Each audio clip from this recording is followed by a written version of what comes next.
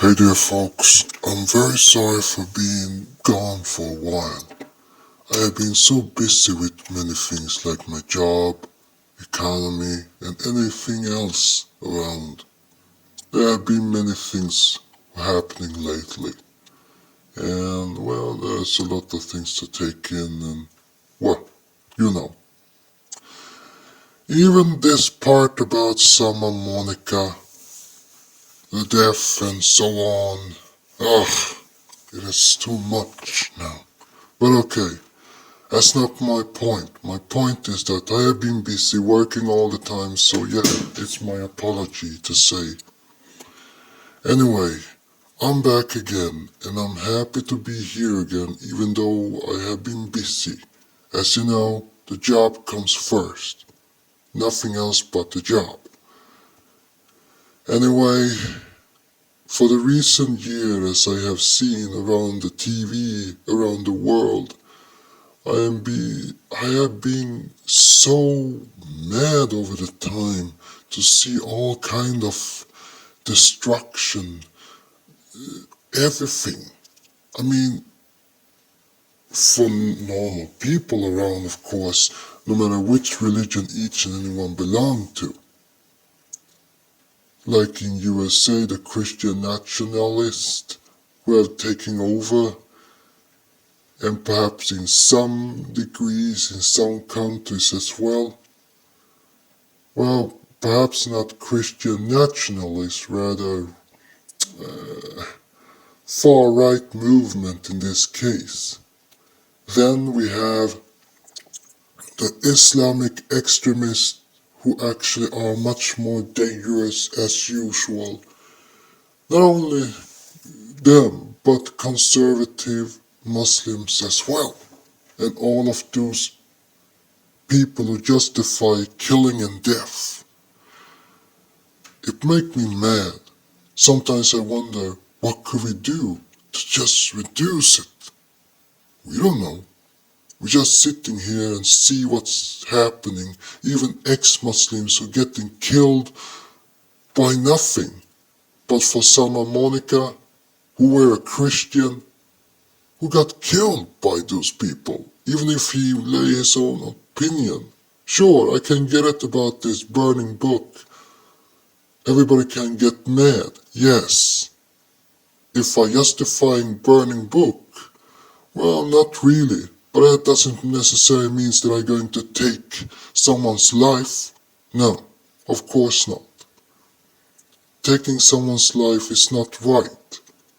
If you're going to discuss the problem, then you go and talk in this case, not killing, all because it's the blasphemy to kill a copy of a book. No. Anyway, that doesn't necessarily mean that I sympathize or sympathize with any of the ideas, whether it is from the Muslim standards or other standards as well. It means that I don't stand for anything when it comes to either the one who burned the book or the one who protests against the burning book. Even if I can say this, I can stand with those who maybe oppose the burning book. But in my case, even if I could, I just say it's not my opinion to be there. But it doesn't necessarily mean that I am, that I don't care. No, rather, I am neutral to both. Someone's action is their own opinion, meaning it's better to be quiet than allow such a things happening. And if you're going to protest, then do it peacefully. Talk. That's what you do. Not getting revenge by killing someone, even if that book seems to be holy. But again, The very reason to why I'm saying it is because, one, it is a copy. Sure, it is a holy text and whatsoever, if that's what exactly anyone wants to say. For me, I can't say anything except that, okay, it's an old text made by one man, and then other people who have taken over the book. It is different. Not everybody have same idea or same thinking. Everybody can make a choice for themselves. Not me. I have no opinion. I just want peace between each and any of us. But since we know, whether it is from Muhammad or from others, it has been different. Meaning, I can't justify if Muhammad were the only one who wrote the book. Meaning, there could be many one too. But one thing could be admitted. The current book of Qur'an is violent. Not peaceful, violent. But at least the people, on the other hand, have different opinions with actions. And I can say this. As a secular Muslim, we have been a coward. We have stand and just watching, without to say our own opinion. So have many other peaceful Muslims as well.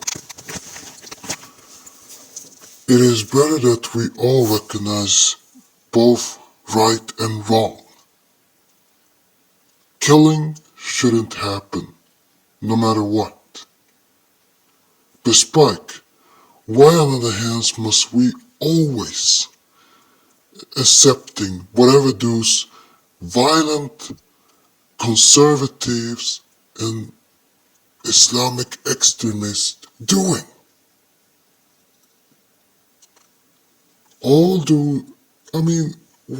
There is no fucking justification of anything. It shouldn't be it.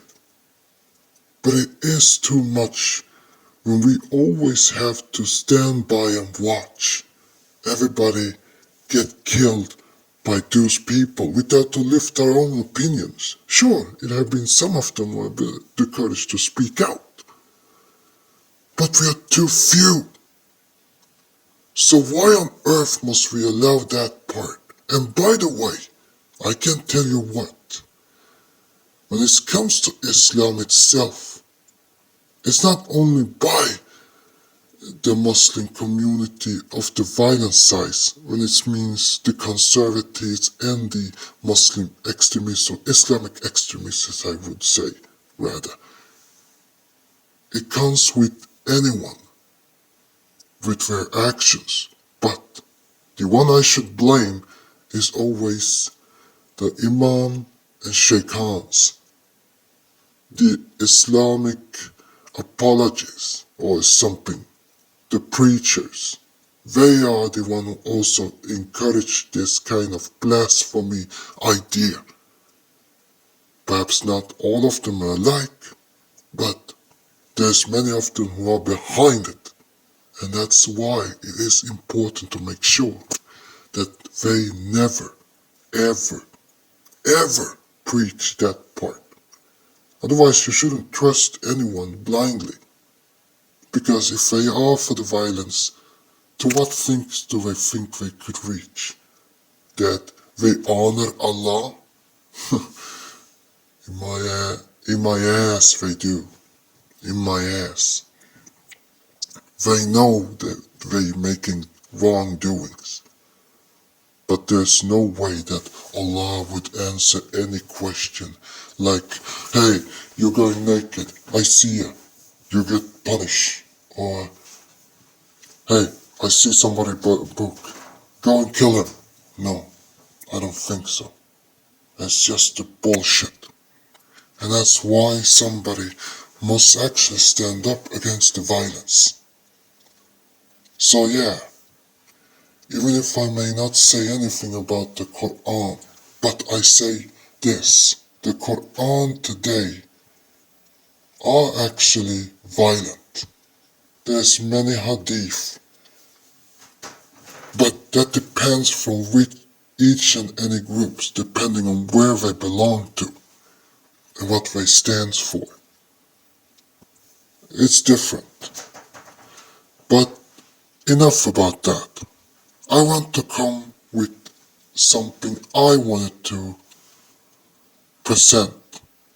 My own creation. My so-called Sub-Qur'an. Okay, ask me, why Sub-Qur'an?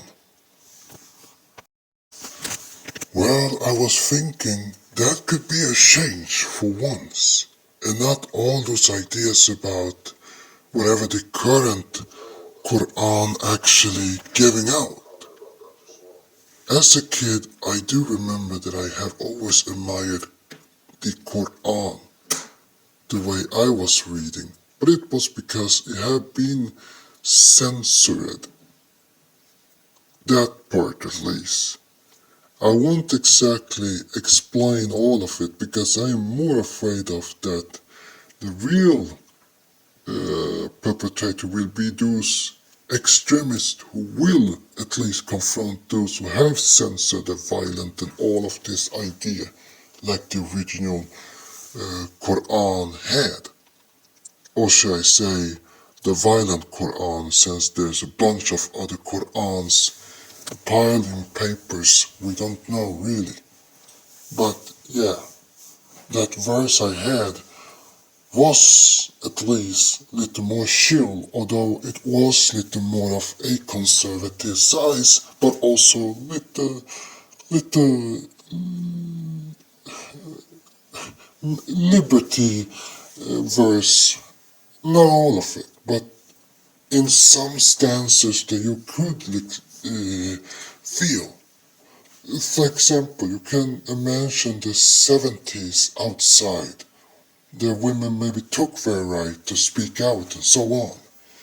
Yet, women were more vulnerable. Not all of them, but in a certain stances that you could define as the vulnerable size. But in a society, you could imagine about how it was in America, how both women and men lived, kind of. That's the thing I recognize for the Quran in the past. Okay, what about my so-called Sub-Qur'an? Well, little more justice, little more liberty, and any kind of thing you could think of. The devil's own Sub-Qur'an is a book of change, liberation, and justice. And as you know, this is not the Quran you know. There are no hadith, no surah, no commands demanding obedience. Instead, the book is a collection of ideas, a list of suggestions of free thinkers, rebels, and those who refuse to be controlled. It is a manifesto of justice, liberation, defiance against the oppression.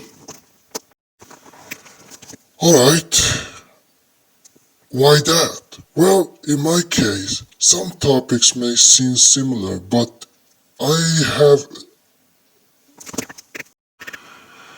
deliberately separated them to avoid confusion, make people interpret things differently, and I want every reader to understand without assumptions. That is why the book contains many points, each one carefully placed in guide does not dictate belief. Okay, what about all those hadith and all of this? Well, I rejected that. I didn't want to have any of this to do. Rather, talk. but do a list in this case to make sure that everybody can take it. Instead of have a command, you have a list to follow. That's it. That's simple. Anyway, I do not seek to force belief or silence the opposition. Whether you agree or disagree, you're welcome here. Challenge me, question me, reject or embrace my words. It's your choice. So, join me in this journey of the touch and transformation. Support this work and let's create something new. I don't say you have to, but if you want, that's up to you. And no, I don't say you have to create something. You can create your own. You can create your own mindset or create your own ideas yourself. But remember, it should come with equality, not one bigotry and one bullshit. No. What I'm trying to say is you can watch and see and reflect yourself. And if you like it, well, great for you. And if you dislike it, I'm sorry. But it's up to you. And for you, some of your ex-Muslims and secularism, regardless of community, you can ask me for a copy. But for the rest of you, $5 for the book. Oh yes, I said $5. It is cheap. So it's up to you if you want. I ain't going to force you. You make your own decision. You can buy it whenever you want. I'm okay with that. It's just me. So yeah. Anyway, and if you have some question, don't hesitate. Just ask questions. It's okay. I will try to answer the questions as well. I may not promise all the time, but I can do my best, of course, since I'm working a lot. So yeah, of course. You're welcome to my Patreon if you feel so you can buy it there.